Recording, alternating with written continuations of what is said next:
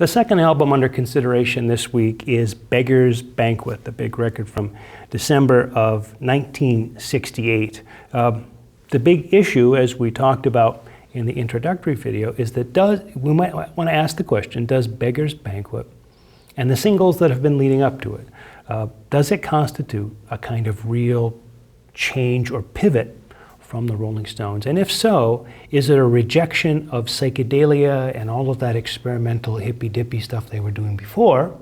Or, as I have argued, is there a kind of an assimilation of a lot of what had been going on with the more psychedelic music that works its way into Beggar's Banquet? So I'm going to argue in favor of that second interpretation. You can find plenty of people arguing in books and on the internet and stuff for the first one. And I invite you to hear both versions, or even third or fourth versions, and develop your own and see what you think. So Beggar's Banquet, an album that was recorded in March through July of 1968, once again at Olympic Studios with Glyn Johns producing. Eddie Kramer also does some, Glyn Johns engineering. Eddie Kramer also does some engineering, but it's produced, importantly, by Jimmy Miller. We'll get back to talking about Jimmy Miller in just a minute here. The album is released in December of '68, goes to number 5 in the US, number 3 in the UK. Many critics see Beggar's Banquet as the first of the golden period albums. So you've got, say, Beggar's Banquet, you've got Let It Bleed, you've got Sticky Fingers, and then the ultimate, Exile on Main Street, really sort of seen as that is the sort of golden period of the Rolling Stones. You don't have to accept that interpretation. That's just kind of the way it's most usually talked about by critics. We'll examine that and see what it is we think is going on with those records. Anyway, so we're aware now that we're entering into the era. This was often considered the golden period era for the Rolling Stones. The album is indeed much more rootsy, acoustic-based music, drawing on blues, folk, and country. We get cover songs, or at least one cover song, a cover song of a Robert Wilkins gospel track, and we also get the introduction of a gospel choir, though it's not on the same song as the gospel cover that they're doing. So that gospel influence we can see very clearly returning again. You might wonder whether, had there not been an album released, Their Satanic Majesty's Request, is it most useful to connect up Beggar's Banquet with Between the Buttons and Aftermath? In other words, is that the real sequence here? They go to their original music with Aftermath, they continue that with Between the Buttons, and then Their Satanic Majesties is just a kind of a wrong turn they took because their personal lives were so messed up, they didn't have time to really focus on the development of their music. But after that settled down, Beggar's Banquet is then back on the right track again. I think a lot of people would like to see it that way. I think you don't get Beggar's Banquet without Their Satanic Majesty's Request, but I think a lot of people would like to see that connection, just to kind of move Their Satanic Majesties out of the picture or reduce it. There's an album cover controversy that goes with this record. The Rolling Stones wanted to use an album cover, and the one that you see now if you buy the CD. It was a bathroom wall with all this stuff written on the bathroom wall, all kinds of different things, craziness. I mean, you could sit there for an hour just trying to read all the different kinds of things that are on this bathroom wall. But there's clearly a toilet there, and it's not a very clean one. It's a kind of a real divey bathroom. Just imagine the most divey bar you've ever been in, or a restaurant or something, and what the bathroom is like there. How those things can be just sort of disgusting. And that's the bathroom with all this stuff written on it. And then there was a gatefold photo of the Rolling Stones in sort of full kind of decadent bohemian leisure, looking very well. Decadent bohemian, I guess, are the words I keep coming back to. That gatefold photo had been done by a guy by the name of Michael Joseph. The original cover design was done by Tom Wilkes, and the record company would not release it. They said, "No way are we going to put out an album cover with a picture of a dirty toilet on it. That is just too offensive." the Stones might have thought it would be offensive. And it's not like they don't have a history of seeking out these kinds of gestures that will get them some kind of attention for offending. You'd think that the drug bust thing would have maybe told them, been enough advice to kind of dial it back. But no, siree. The drug bust just made them more determined to offend. You turned them from bad boys into outlaws, and now this is the full force of that. So they were not able to get the record out the way they wanted it, the record label out the way they wanted it. Let's return to this is psychedelia over thing. Okay, a picture of a bathroom toilet is not exactly psychedelic. Yes, flowers, yes, gurus, all this kind of thing, wizard hats, that's all very psychedelic. But think about the concept behind it. First of all, the album packaging makes a difference. The original album photo that they had was filled with information, a lot of it referring to songs inside the album itself, a lot of it referring to people they knew and influences, that kind of thing. So aside from the bathroom part of it, how is it in concept very much different from what the Beatles were doing with Sgt. Pepper's Lonely Hearts Club Band? It's, for my money, it's pretty conceptual. So the idea that the psychedelic part of it has been rejected, yeah, maybe the flowers and the hippie philosophy and all that kind of thing. But the idea of, really digging into the packaging and making it complex and interesting and making it an integral part of the album experience, that part's not rejected at all. In fact, it's embraced. If anything, it's ratcheted up a bit more. And so without that kind of packaging experience and all that went with it, you don't get the Beggar's Banquet cover. Well, it turned out you didn't get the Beggar's Banquet cover at all, unless you bought the CD in the more recent years. You didn't get it. What you did get was a redesigned cover, and even that's conceptual. What they decided to do was to create a white cover that looked like an invitation to like a wedding reception or a banquet or something like that.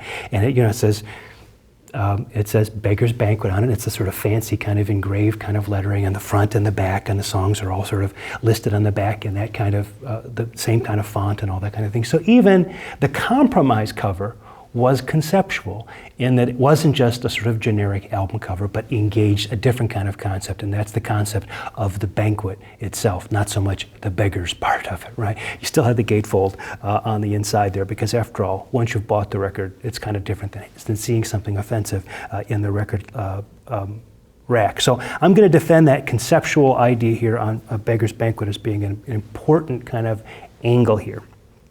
Now, as I said before, recorded at Olympic with Glyn Johns and Eddie Kramer engineering, but produced by Jimmy Miller. And Jimmy Miller is an important person to come into the group as a producer at this point. Jimmy Miller is an American. He's a drummer by trade. I mean, that's his instrument is drums. And he's a guy who seems to be able to work pretty well with the Rolling Stones and put up with some of their eccentricities and some of their sort of weird ways of working. One of the weird ways the Rolling Stones had of working was just to kind of bang around on a tune for what seemed like an endless amount of time, as Jimmy Miller said, sounding like the worst band in the world. And then at some point, Keith Richards would shoot a look around to Charlie Watts, straighten up his guitar strap. Charlie would straighten up on the drums, and the next thing they would play would be the best band in the world.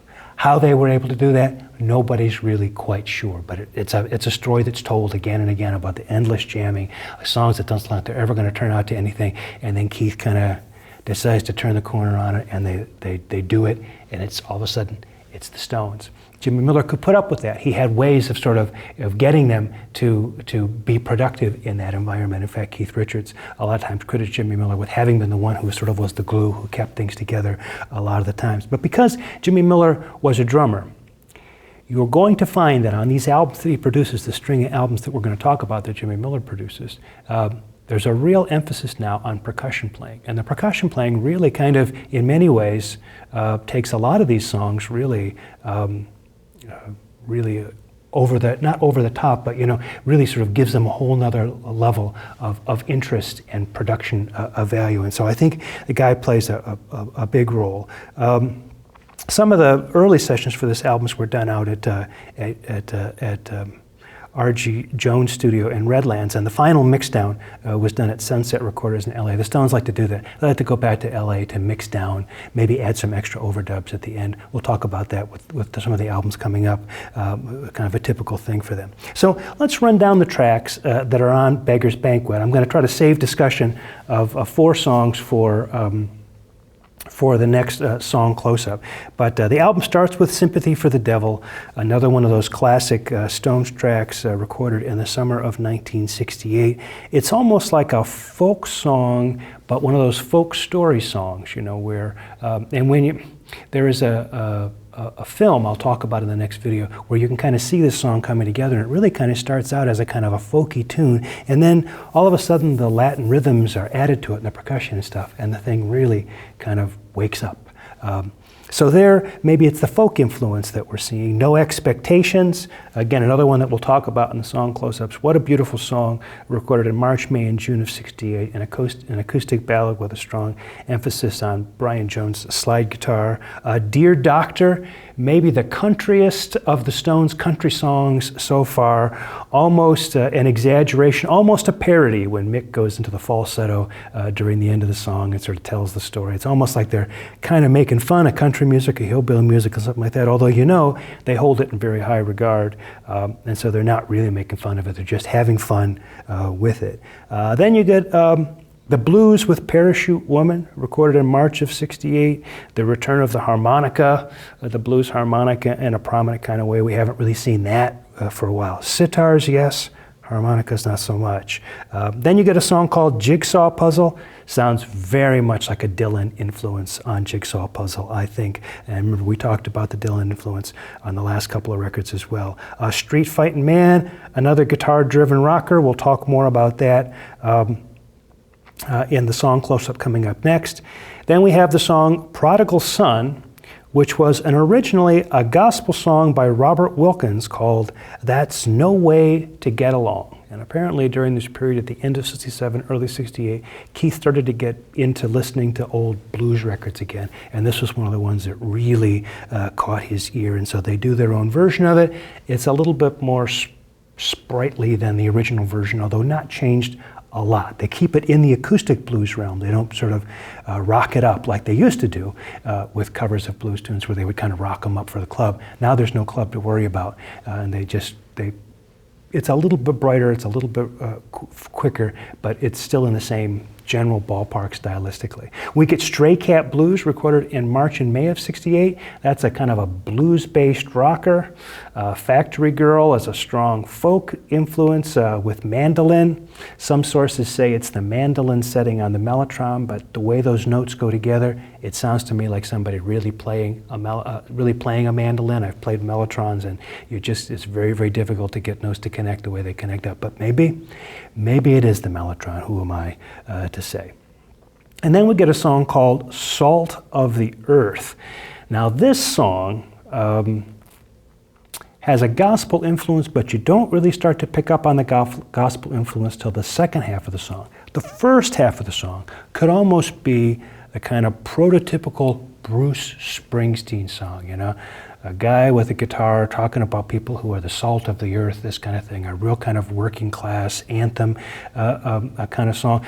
Keith sings the first verse, Mick takes the next verse, they sing in harmony throughout, but they get into the second half of it, and throughout the song you hear this sort of gospel backup vocals coming in, provided by a group called the Watt Street Gospel Choir. This was all added when they went to LA to mix it down. They thought, hey, maybe we could add some overdubs here. So they get a choir not too far from the Sunset Studios where they're recording. They come in, they start to overdub background vocals, and then the second half of the tune comes in to kind of just turns into just kind of a gospel jam session. And again, we see this real strong gospel influence that's going to come back in the next couple of records that we talk about.